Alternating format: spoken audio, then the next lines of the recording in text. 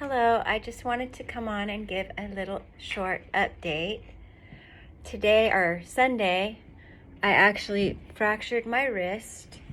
I was standing on a chair because I saw somebody walk by and they were suspicious to me. And my husband was outside mowing the lawn, so I stood up on the chair and I went to look out the window because we have like a higher window on the door, and that's where this person was walking, and my husband was out front. So I look out the window, and what do? I fell off of the chair onto my another chair. My knees literally scraped the other seat. I don't understand how this happened, but I was witnessing myself do it. So the top of my knees have bruises on it.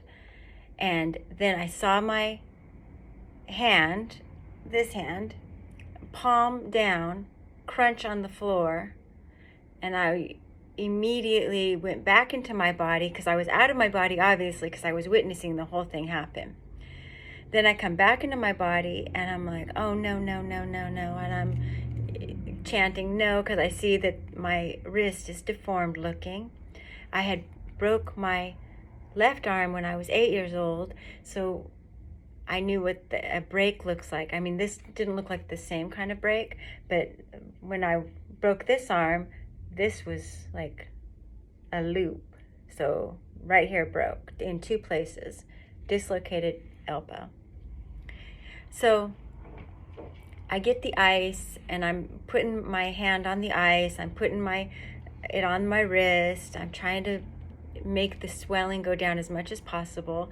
But now, of course, I realize that the swelling is really part of the healing process. And you need the swelling in order to heal the bone.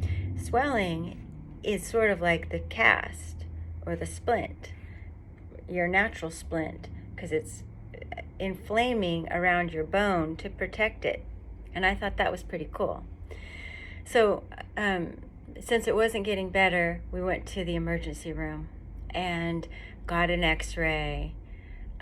They asked me what my pain level was. I had already taken a Motrin, so when I got there, the pain level was pretty low. It wasn't too bad. It was throbbing, and of course I couldn't move my arm, and so it was swollen, of course. So swelling actually also made it to where I wouldn't move my arm.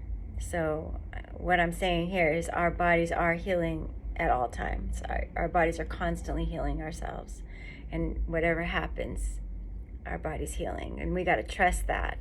And I believe now that all is said and done, it was on Monday, I started to realize something, which is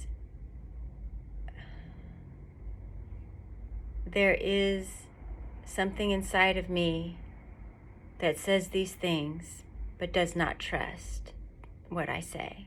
Because I can say it to anybody, because to me, I understand that all of our emotional pain manifests into body pains, shoulder pains, neck pains, all the pains. And I know it's hard for people to get behind that, because it's hard for people to understand that. They want to think that something else has caused their pain, such as me falling from the chair caused this pain, but in reality I caused this pain because I was being suspicious. That's my own thing I was doing, and I was in a state of distrust of the universe and the fact that our universe is protecting our family and protecting our home and protecting everybody, because that's what I am going for whenever I am praying, whenever I am manifesting something, for everything. And so for me, this happened to me because it happened for me to understand my distrust, and I have deep distrust. a lot of things have happened to me. I've been abandoned, and I had someone I really love and care about not prioritize me. And so, and it hurts, but at the same time, I can look back at those things and say, that was something that I needed to learn about myself. And the only way to learn about it is to suffer some form. There is always, getting out of your suffering is also suffering, if that makes any sense. I mean, it does make sense to me, but who knows if it makes sense to you. So I wrote some stuff in my journal leading up to this fracture here. So everything that triggers me and makes me upset is a catalyst. So, and I've heard this, and triggering has always been like a thing with me. I'm always like, okay, triggering. Now, why are you being triggered? What is the reason behind the triggering? I would always ask, because it was like, so it was getting people to not do anything. It was getting people to not be around anybody because they were just being triggered constantly. So everything to me is an awakening for our root, is a root awakening for our awakening. It's the catalyst for our awakening. My mother, she watched Trump, like she constantly was watching Trump. She couldn't stand him. She hated him. And she was constantly in him. And I was too. It's true. But Trump literally killed my mother. My mother let that happen by watching Trump constantly and letting that negativity come into her life and be not living her life and seeing Trump in that way. Chemtrails, you can see the chemtrails and you can say, oh, or whatever they are, the plain mist, and you can look at it in two different ways. You can look at it like, oh my gosh, they're killing us, or oh my gosh, they're blotting out the sun so that we don't awaken. And I definitely wondered about that, because if that is true, then how come we are awakening? If they are doing that, if they, them, which is us, really, it's our minds that are allowing this to happen.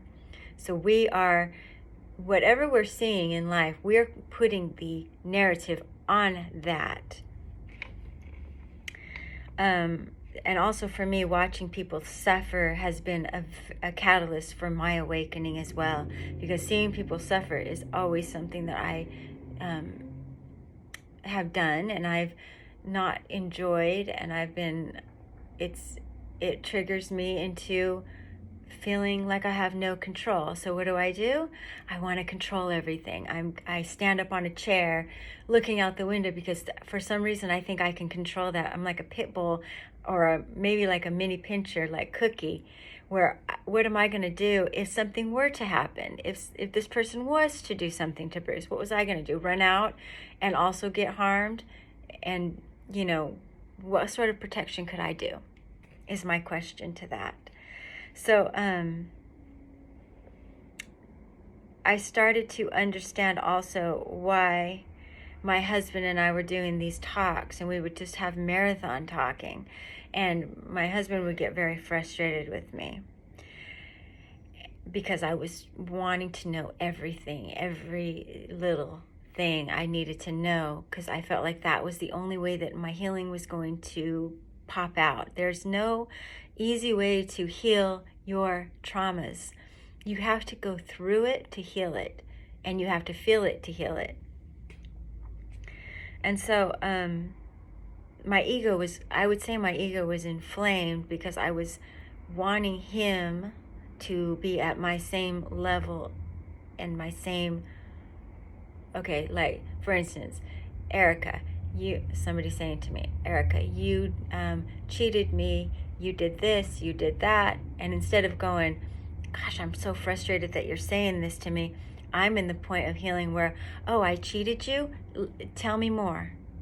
Tell me more of how I cheated you. Or me, if I know I cheated the person, I would say, oh yes, I did this, and then I would have some details with it, because that's more conducive to somebody else's healing. It's not just about, oh, I better protect myself and I better not let them know what I did, because then they're going to, I don't know, get mad at me. But they're already mad at me. They already have this thing that is fucking ruining the relationship.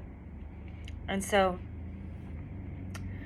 what happened after this is what I was wanting to do is I wanted Bruce to show me the truth of everything. And I started to go into the Kundalini awakenings, or the awakenings, where I was able to go from a bird's eye view and see certain things happen. See myself get molested, see myself get cheated on, see myself watching someone suffer, see myself, and then in seeing myself, I would see my part in it. Like, I have worthlessness, so I was attracting that. I don't love myself, so I was attracting that. I wasn't valuing myself, so I was attracting people that don't value me and friends that don't value me. And so I was trying to help Bruce understand his own ego, and so he knows that it's safe to that I was a safe space to let go of that ego. And what is interesting, what I have found, is the offender and the offended aren't so different. They're both the same person, because we are all one. And it's hard to grasp that. You see somebody and you're like, that is me in another body living a different experience. That is me. That is the way we have come to the oneness. Okay, so I wanted to say one more thing now. Okay, and also the other part about awakening and remembering things, jogging your memory, because I can't heal anybody. Your healing comes from within you. So for me to have a line of questioning for my husband would mean it's not just a line of questioning to satisfy me. It's the line of questioning to jog his memory, to help him remember more of himself, and me to remember more of myself. Because when you're in a traumatic experience, when you're raised in a violent household, you start to lose yourself.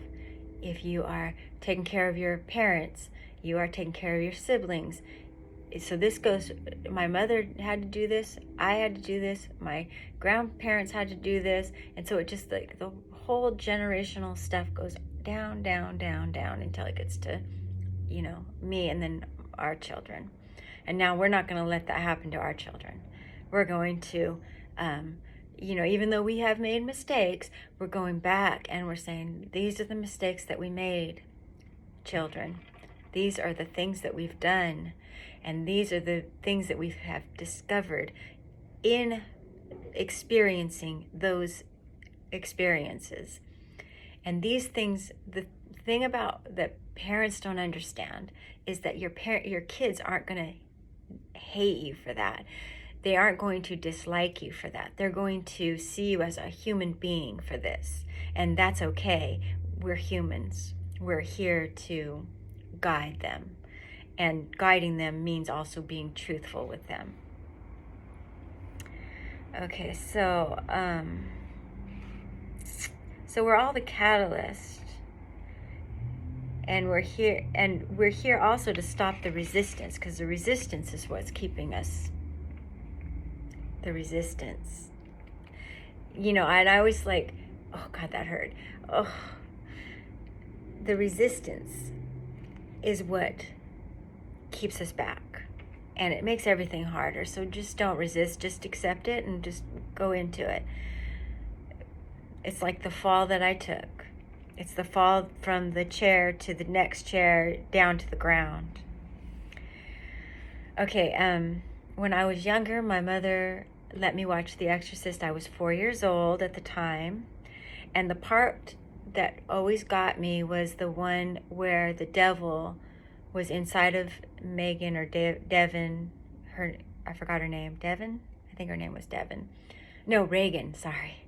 Her name was Reagan. So the devil was inside of Reagan, and the priest was trying to get the devil to come out of Reagan, and there was resistance going on. So the resistance was making the little girl suffer. So what I now understand is that the devil is inside of all of us. The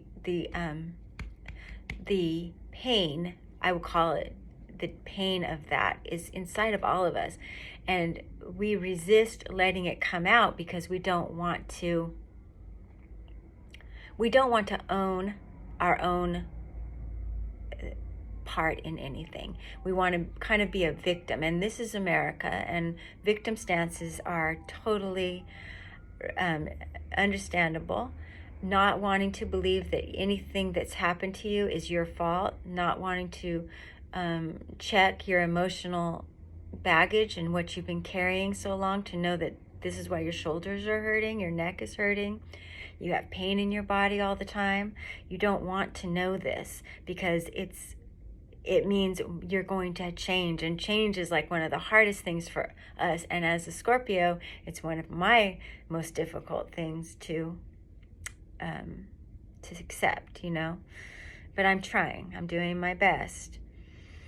So at the end of The Exorcist, the devil jumps out and attaches onto the priest, and Reagan is seen calm, feeling comfortable and safe, and feeling, wow, I'm out of that. And that is the reality of the awakening, the moment that you allow that shit to come out of you. It's like being constipated and holding it inside of you. When you all of a sudden let that shit out of you, you're better. You feel free. So, and I was so afraid of this movie growing up. I didn't want to watch it. I wanted to believe that my mom was a horrifying person for showing it to me, but in reality, she was just showing me what to do. And I think that is beautiful. Your awakening is going to be painful, but it's also going to lead you to the most beautiful thing. And I think that's all I wanted to say about that. I'm not able to write because, of course, this is my right hand that I fractured.